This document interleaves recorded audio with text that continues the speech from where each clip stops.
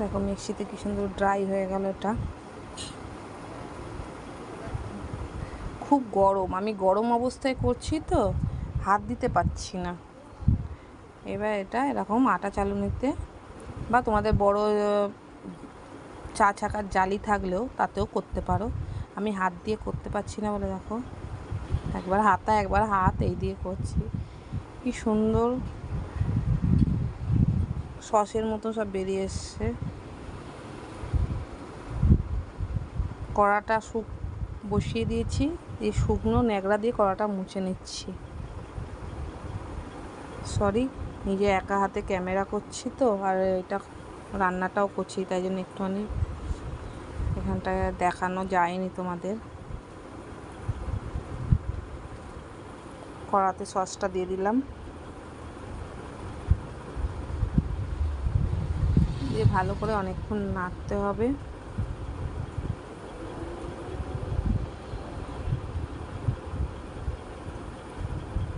সুন্দর ফুটছে দেখো। এবার এর মধ্যে দেখো নুন দিয়ে দিলাম পরিমাণ মতন। একটু কালার আনার জন্যে কাশ্মীরি লঙ্কা, কালারটা আরও ডিপ হবে।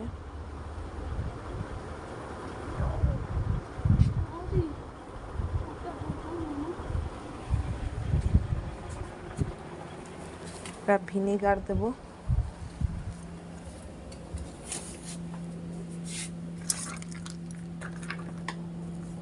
ভিনেগার দিলাম।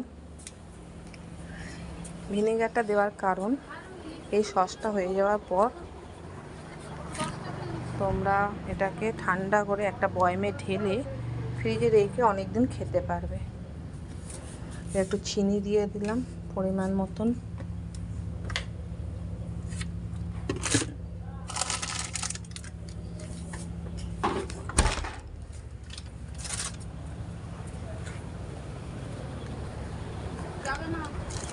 একার হাতে ক্যামেরা করা, তার সাথে এই ভিডিওটা সেভ করা সত্যি খুব টাফ।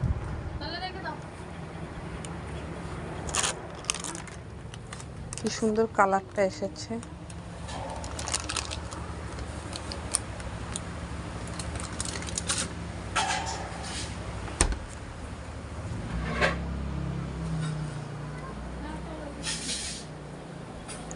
হয়ে এলো।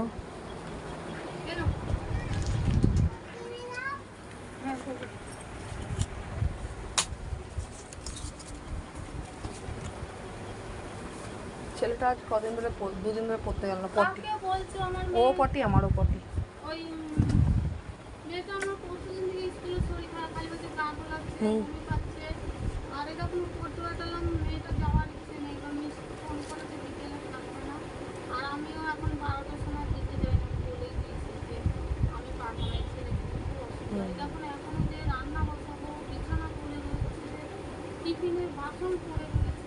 সবাই তাই, দোকানে দাঁড়াতে হয়, রান্না বান্না, ছেলেদের দেখা, তারই মধ্যে সব কিছু।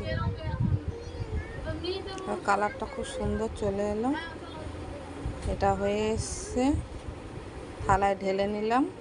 থালায় ঢেলে তাকে ঠান্ডা করে নেব, পরে এটাকে শিশিতে ভরে রাখবো।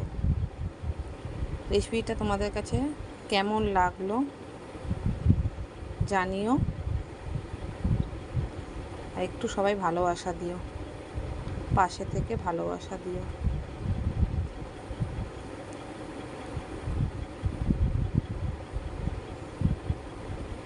এই রকম আরও নতুন কিছু ভিডিও যদি রেসিপি দেখতে চাও আমাকে জানিও।